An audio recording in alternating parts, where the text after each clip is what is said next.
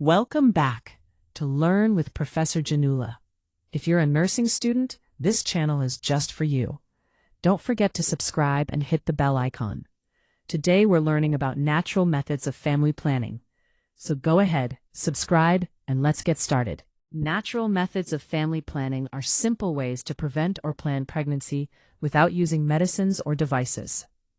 It works by understanding the body's natural fertility signs, like the menstrual cycle and fertile days. Couples can avoid pregnancy by not having intercourse during fertile days, or they can plan pregnancy by choosing those days. It's an easy and natural way to use body awareness for family planning. All right, so let's quickly go through the common natural family planning methods in a simple way, like we're in class. First is the calendar or rhythm method. Here you track your menstrual cycle every month and try to predict your fertile days. Based on that, you avoid or plan intercourse. Next is the basal body temperature method. In this, you check your body temperature every morning before getting out of bed. A slight increase in temperature shows that ovulation has already happened. Then we have the cervical mucus or Billings method. This method focuses on changes in vaginal discharge. Around ovulation, the mucus becomes clear and stretchy, which means it's a fertile period. After that is the symptothermal method. This is basically a combination of methods like temperature, mucus, and cycle tracking, so it's a bit more accurate. Finally, the lactational amenorrhea method, or LAM. This works for mothers who are breastfeeding. During exclusive breastfeeding, ovulation is naturally delayed, which helps prevent pregnancy for some time. So overall, all these methods are about understanding body signals and using that knowledge in a natural way. Okay, let's understand the calendar or rhythm method in a simple way. This method is all about tracking your menstrual cycle for a few months to figure out when you are most likely to get pregnant. Usually, ovulation happens around the middle of the cycle. So if someone has a 28-day cycle, the fertile period is roughly between day 10 to day 17. To avoid pregnancy, couples try not to have intercourse during these fertile days. And if they want to plan a pregnancy, they can choose these days instead. This method works best for women who have regular cycles because it becomes easier to predict the fertile period. So overall, it's a simple method that depends on careful tracking and understanding of the cycle. Okay, now let's look at the basal body temperature method in a simple way. In this method, a woman checks her body temperature every morning before getting out of bed. Our body temperature changes slightly during the menstrual cycle. After ovulation, the temperature increases a little. So when you notice this rise in temperature, it means ovulation has already happened and the fertile period is over. That means the safer days start after this temperature increase. But for this method to work properly, you have to record your temperature daily and regularly. So it needs a bit of consistency, but it's still a natural and simple way to track fertility. All right. Now let's understand the cervical mucus or Billings method in a simple way. This method is based on observing the changes in vaginal discharge during the menstrual cycle. Around the time of ovulation, the mucus becomes clear, stretchy, and slippery, kind of like egg white. This means it is the fertile period. On other days, the mucus may be dry or sticky, which shows that it is a non-fertile phase. So, to avoid pregnancy, couples should avoid intercourse during the days when the mucus is clear and stretchy. Overall, it's a simple method that depends on daily observation of body changes. Okay, now let's look at the symptothermal method. This method is like a combination of different natural methods. Instead of depending on just one sign, it uses multiple body signals together, like basal body temperature and cervical mucus. Sometimes, it also looks at the position of the cervix. By checking all these signs together, it becomes easier to identify the fertile and non-fertile days more accurately. So, compared to using just one method, this one is more reliable. In simple terms, it's a smarter approach, because it combines everything to give a clearer idea about fertility.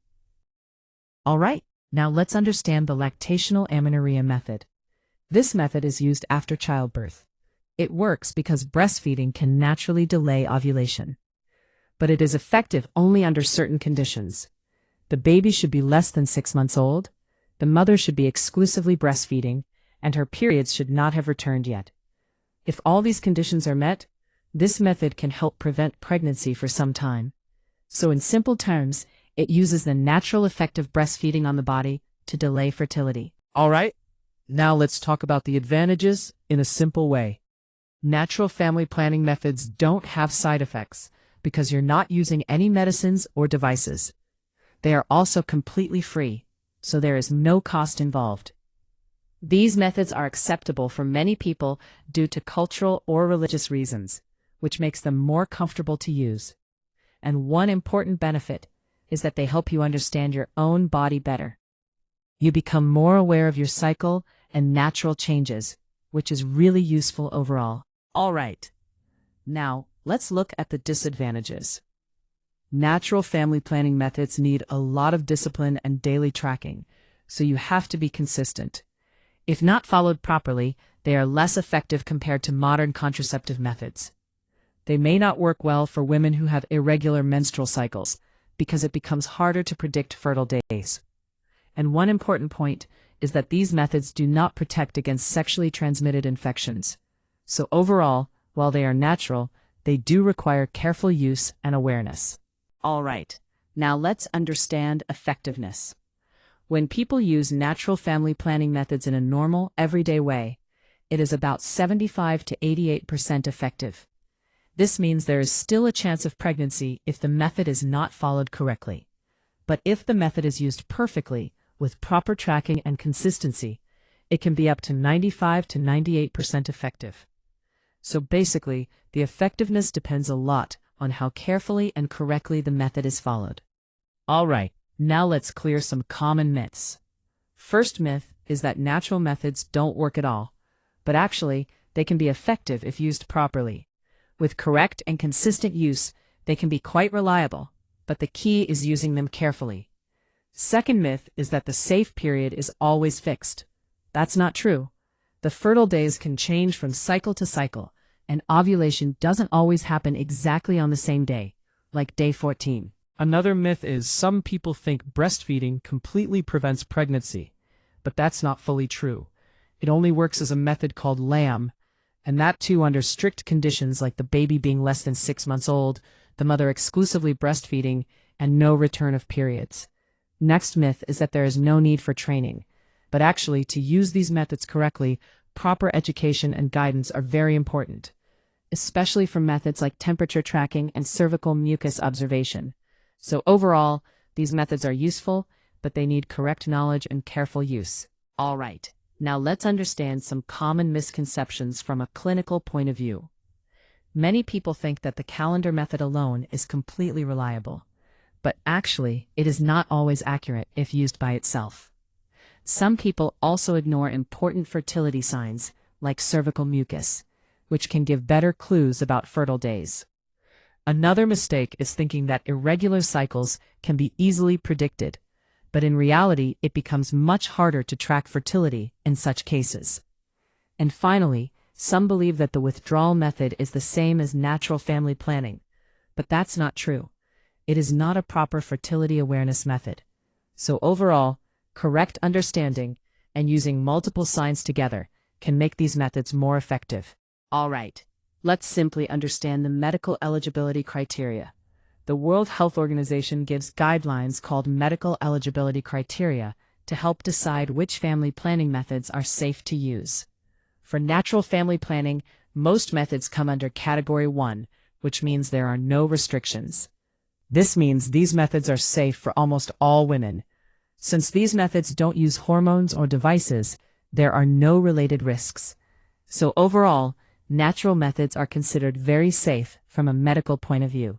Abstinence means avoiding sexual intercourse, either only during fertile days or completely.